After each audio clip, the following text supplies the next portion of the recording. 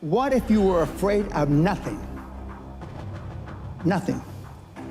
Man, beast, financial, bankruptcy, nothing.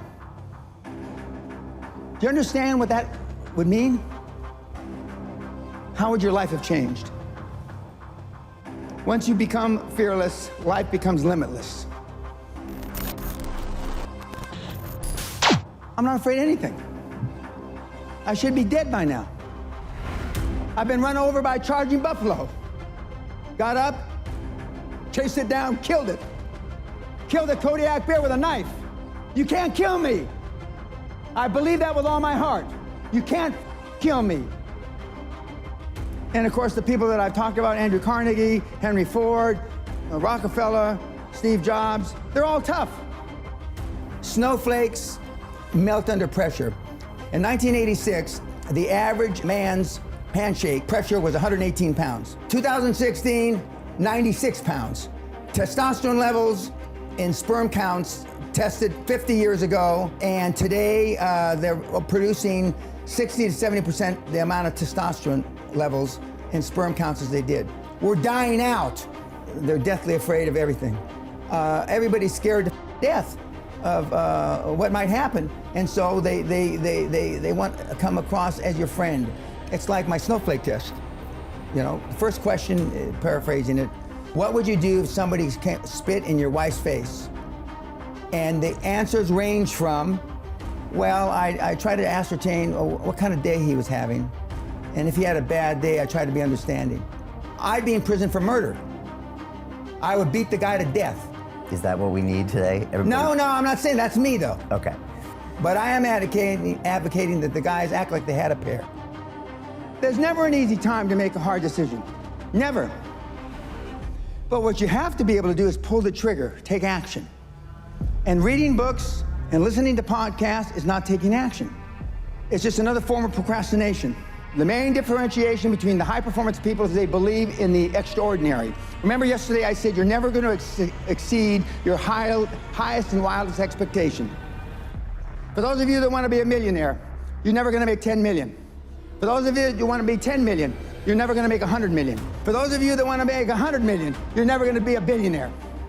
Because psychologically, see, your subconscious doesn't know you're full of. Your subconscious starts to slow down. When you get, let's use the 100 million number, at 75, 79, 82, 89, 91, and then you're asleep at 96 million. And you may stumble over the goal at 100 million by accident. I have 3 regrets in life. 1, I'm a combat-trained Army officer who never saw combat. 2, the night before my mother died, I told her, God damn it, you're not gonna die, quit f***ing around. She's dead in the morning. And the 3rd, I didn't set my goals high enough. Jack Welch said it much better than I. There's no such thing as work-life balance. There are work-life choices, and you make them, and they have consequences. There are consequences that I didn't go to our daughter's sweet 16 birthday party. There are consequences. But are they greater than the consequences of you being dirt broke when you die? You ask yourself that. Would you rather make a choice between your daughter's 16th birthday or you being flat broke,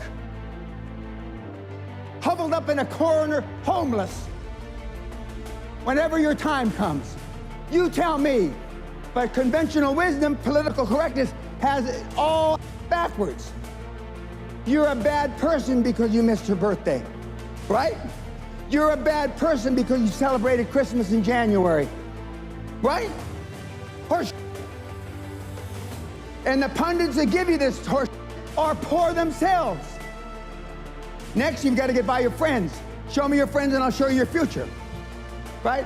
You're hanging out the pub, belching and farting. Those people that you're going to the sports bars, those are your friends. Then there's just general pessimists. Then there's your own guilt. Do I deserve to be wealthy beyond measure? Then there's fear, false expectations appearing real. And then there's this plain society that wants to hold you down. Strange times are these in which we live when the old and the young are taught falsehoods in school. And the person that does tell the truth is called a lunatic and a fool. But John Lennon said it a little differently. Being honest may not get you many friends, but it will always get you the right ones. And what I want you to do from this point forward, no matter if you hated what I said or the way I said it, is choose carefully the people that you associate with. Warren, back when he used to send out tweets, Buffett that is, you will continue to suffer if you have an emotional reaction to everything that is said to you. True power is sitting back and observing things with logic, and power is restraint. True power is restraint. If words control you, that means everyone else can control you. Breathe, let things pass. In my day, they used to say, sticks and stones can break your bones, but words can never hurt you. Now it's just the opposite. There are major universities in this country, on this planet, that have safe rooms, that have safe buildings, that if life becomes too stressful, you go to that building. If your adult child needs a safe space to avoid offensive words, you failed as a parent. Most of us care what other people say, and most people care what other people think. And if you can just reduce that emotional baggage just a little, you have no idea how much freer you're going to be and how much more you're going to accomplish in your life. Most people just have poor habits. And, I've had these same habits for about 50 years now. When I do feel wimpish, I just say, what's wrong with you? Come on. And I just go out and do it. And I know that if I hadn't built up these habits 20, 30 years ago, at age 70, I certainly wouldn't be doing this. I mean, good habits are hard to come by. But what's even harder to come by are people that have good habits that you can be around. Machiavelli said, a ruler is judged by who he surrounds himself with. If I were to decide what kind of person you were by the people that you are closest to, what would I think of you? How would I judge you? So people don't spend enough time selecting that peer group, even if they have the good habits. You're saying that's not enough. Yeah, because they go to default. Okay. What are some of your other good habits, high performance? I never give tacit approval, but I go out of my way to make sure that if I hear bull, I tell them it's bull. Keeps you with the right people. It Correct. gets your message out loud and clear. Correct. All right, no tacit approval, good. Give me a couple more. Sam Walton's sundown rule. That means that before he left the office every day, everything on his desk, every message that came in, he answered. So I clear my desk every day. All right, so over-communicate, and other people should too. The thing that most of you lack in is time management. The reporting system I use is the reporting system I use as a young officer with NATO. And it's basically, what are you going to do? What are your goals for the day? What did you accomplish yesterday? And challenges. And then the following week, you didn't, when you say what you accomplished, if what you accomplished doesn't relate back to the goals you had set for the week, then there's a disconnect. Well, if you said you were going to do this on Monday, and then on the next week you didn't do it, didn't you do it on Monday, you didn't do it the whole week. And, challenges come up, speed bumps, I call speed bumps. You broke your leg, you did this, you did that, now to me, those aren't speed bumps, When I showed up for my meeting with Klaus Kleinfeld in a wheelchair with a drip, well, I was almost dead 3 days before. I mean, that's commitment. Kids are not programmed for success, but once in a while there are kids that are programmed. That's little Tiger Woods when he's 3 years old on television, showing him how to hit a golf ball.